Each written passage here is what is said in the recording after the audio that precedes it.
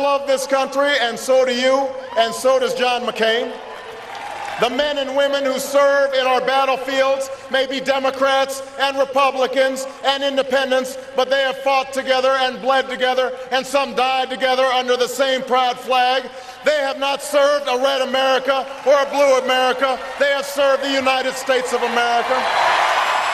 At first glance, these people look like they are born with this talent, with the talent to speak in front of a large audience and convince them of whatever they believe in.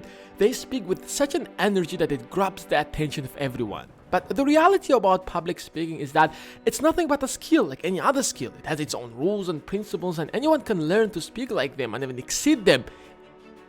The reason why a lot of people get scared or afraid when they are on the stage is because when they see such a large audience, they get stressful because they feel like they are not ready to talk about what they have to talk about. So they start confusing what they have prepared, and that leads a lot of people to panic, which is why a lot of people are afraid of public speaking. Let me tell you something. When you are speaking in front of people, they have no idea what the heck are you gonna say. So if you have a script that you should follow and suddenly you forgot part of it, you should not panic at all because no one else besides you knows your script. That's your plan, that's your script, and if anything goes wrong, it's only you who's gonna know that.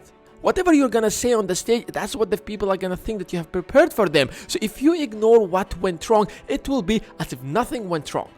A successful speech is like a flight. The airplane starts taking off the ground, which is the most dangerous part of the flight. If that's gonna be successful, then the rest of the flight is going to be successful. So that the speech, if in the first 30 seconds you can grab the attention of the people, then they will be paying attention throughout the speech, and that will make you more confident once you realize that people are paying attention.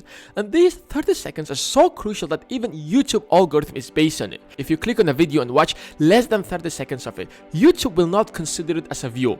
If the video will grab the attention of the viewer for 30 seconds, then it's more likely that the viewer will watch the video to the end. So how should you open your talk? Well, your job is to make people curious.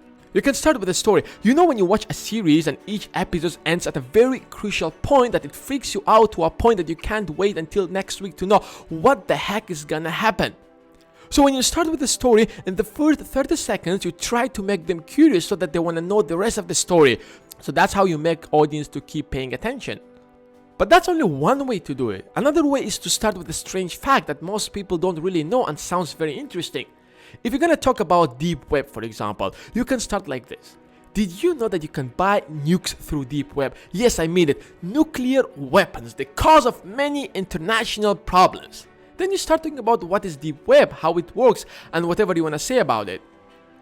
Now, what you have to keep in mind is that you should never rush. Before you start a speech, make sure that you're calm and take a deep breath and don't think too much about what are you gonna say, especially what people are going to say or think about you. That's none of your business during the speech. The only thing you should care about is that you should have your main points in front of you and just say whatever is in your mind. Don't stress yourself about what you don't remember or what you have forgot, because that will make things much worse. Another thing that I want to point out is the mistake that a lot of people do. Never write a word-by-word script for a speech, because you will end up in two circumstances.